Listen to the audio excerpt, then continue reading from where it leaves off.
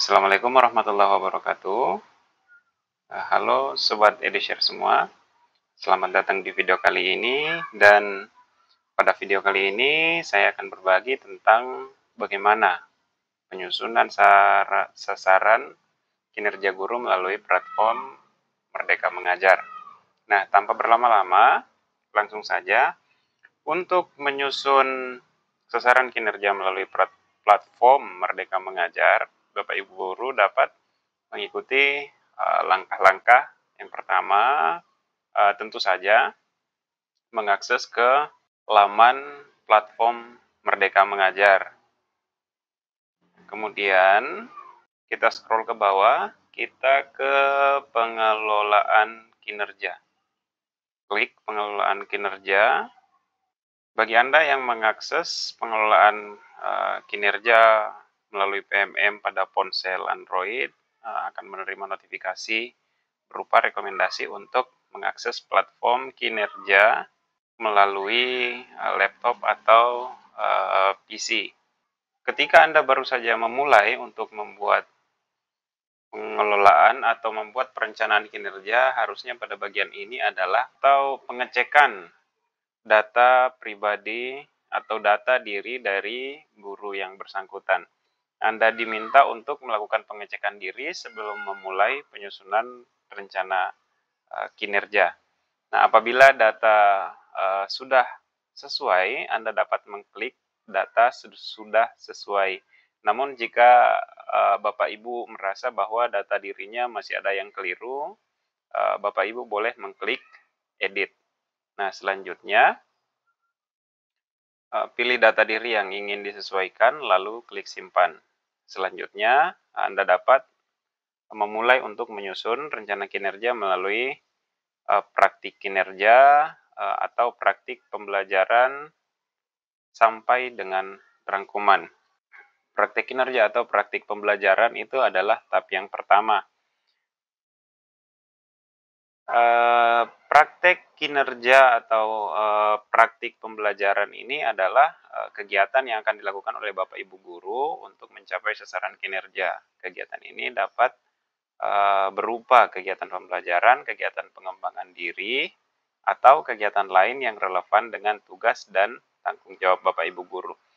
Nah, dalam tahap praktik pembelajaran ini, kita akan diberikan rekomendasi untuk mengembangkan atau memilih indikator yang akan difokuskan dalam satu semester ke depan. Ini seperti pada pojok kanan ini ya, periode Januari sampai Juni, praktik pembelajaran mana yang akan kita kembangkan. Nah, di sini ada keterangan atau indikator yang menunjukkan pada dashboard saya. Ini ada yang berwarna orange dan ada yang berwarna hijau. Nah, yang berwarna orange itu merupakan sesuatu yang masih perlu kita perbaiki. Bahkan dalam keadaan tertentu masih ada yang indikatornya berwarna merah. Itu tergantung dari rapor pendidikan Bapak Ibu guru sekalian. Nah, kita hanya memilih salah satu. Setelah memilih salah satu, pojok kanan bawah ini ada pengembangan kompetensi. Selanjutnya adalah kita memilih pengembangan kompetensi yang paling efektif dan berdampak. Pada pengembangan kompetensi, Bapak Ibu guru akan menemukan berbagai jenis pengembangan kompetensi yang dapat dipilih. Bapak Ibu guru dapat memilih jenis pengembangan kompetensi yang paling efektif dan berdampak baginya. Dalam rencana hasil kerja ini, poin minimum yang kita perlukan adalah 32 poin untuk mencapai ekspektasi pimpinan yang baik. Jadi ini target minimumnya ya, di sini ada keterangannya, dan setiap kita memilih rencana hasil kerja atau RHK ini, itu akan otomatis bertambah pada nilai poinnya di sini. Jadi, dan lebih lengkap tentang perhitungan poinnya, kita boleh mengklik di bagian ini, bagaimana poin dihitung. Nah, pada tab ini nanti kita akan diperlihatkan dengan berbagai rencana hasil kerja rencana hasil kerja, catatan penting apa yang akan dilaksanakan dalam rencana hasil kerja tersebut, bukti dukung apa yang dibutuhkan nantinya, serta besaran poinnya. Nah, di sini kita lihat-lihat saja yang mana yang paling memungkinkan untuk kita laksanakan dalam satu semester ke depan. Jadi ada yang poin 8, ada yang 36, ada yang poin 4, bahkan ada yang lebih dari 100 poin. Nah, ini kita tinggal pilih saja yang mana yang akan kita gunakan untuk memenuhi minimal 32 poin kinerja per semester. Seperti pada tabel yang ini tadi, pada tabel rencana hasil kerja yang telah disiapkan ini, kita pada rencana hasil kerja yang pertama, kita tinggal memilih yang mana, karena pada kolom ini tersedia data seperti pada tabel yang kita lihat sebelumnya. Jadi kita di sini hanya memilih beberapa saja. Misalnya ini. Nah, ini. Ini yang paling umum kita lakukan untuk beberapa waktu belakangan. Meningkatkan kompetensi melalui peran sebagai peserta pelatihan mandiri sesuai modul kompetensi guru, kepala sekolah, atau pengawas sekolah. Nah, ini terkait dengan kegiatan-kegiatan yang kita laksanakan di platform Merdeka Mengajar atau pelatihan mandiri yang kita lakukan di platform Merdeka Mengajar. Nah, ini saya sudah memilih satu, kemudian di sini akan muncul total poin 8. Masih ada keterangan, kurang 24 poin untuk memenuhi ekspektasi kinerja kita.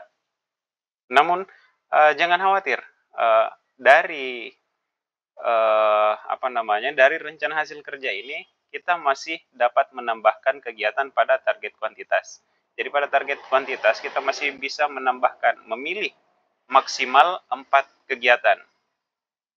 Dengan catatan Bapak Ibu guru sanggup ya untuk melaksanakan 4 kegiatan pelatihan mandiri di platform Merdeka Mengajar, mulai dari bagaimana mempelajari modulnya hingga melakukan aksi nyata, bahkan hingga sertifikat aksi nyatanya terbit atau sertifikat pelatihan mandirinya terbit. Misalnya kita isi 4 kegiatan. Nah, 4 kali 8, nah itu sudah memenuhi ya. 4 kali 8 poin itu sudah memenuhi 32 poin. Nah, apakah ini cukup? Sebenarnya cukup, asal kita dapat merealisasikan keempat kegiatan ini dengan bukti sertifikat untuk 4 topik kegiatan yang kita laksanakan di platform Merdeka Mengajar. Namun ini kan kita cuma ada 32 poin. Kalau semisal seburuk-buruknya kita terlalu sibuk dengan kegiatan pembelajaran atau kegiatan-kegiatan lain selama selama berjalannya semester genap di tahun ajaran 2023-2024 ini, ternyata kita cuma bisa dapat 3. Berarti secara otomatis poin perolehan kita akan kurang dari 32. Bagaimana agar lebih? Kita bisa menambahkan rencana kerja yang lain dengan mengklik tambah tadi, tambah ya. Misal saya hapus dulu, kemudian klik tambah. Nah, pada bagian ini kita masih memilih untuk merencanakan program kerja yang lain. Misalnya yang ini, saya menambahkan peningkatan kompetensi melalui peran sebagai partisipan kegiatan seminar, lokakarya, konferensi, simposium, dan atau studi bidang lapangan yang diselenggarakan di bidang pendidikan. Nah, ini pada bagian ini tidak mengikat ya untuk kegiatannya apakah dilakukan oleh di dalam platform Merdeka Mengajar atau kegiatan yang dilakukan oleh lembaga lain, misalnya lembaga pemerintah, dinas pendidikan, dan sebagainya.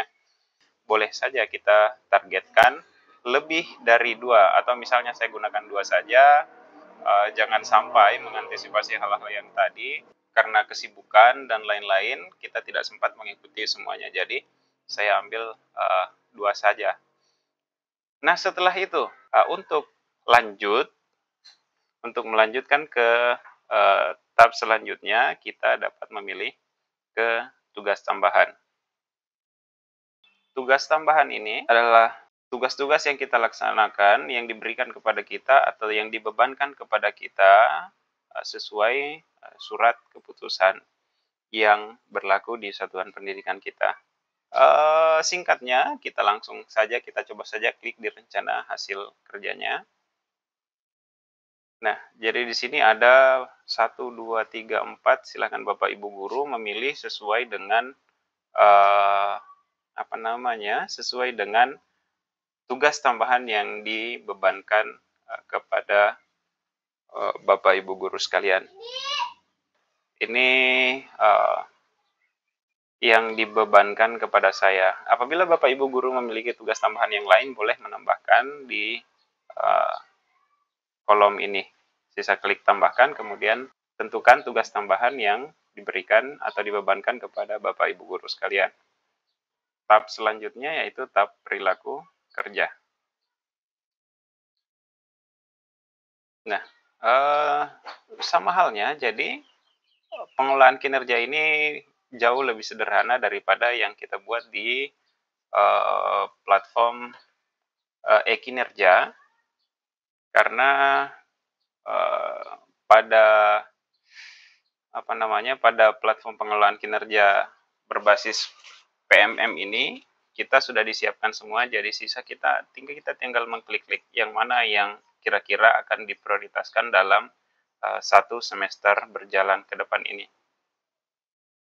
Jadi di sini saya untuk aspek berorientasi pada pelayanan, saya memilih untuk memahami kebutuhan peserta didik dan berusaha memenuhinya.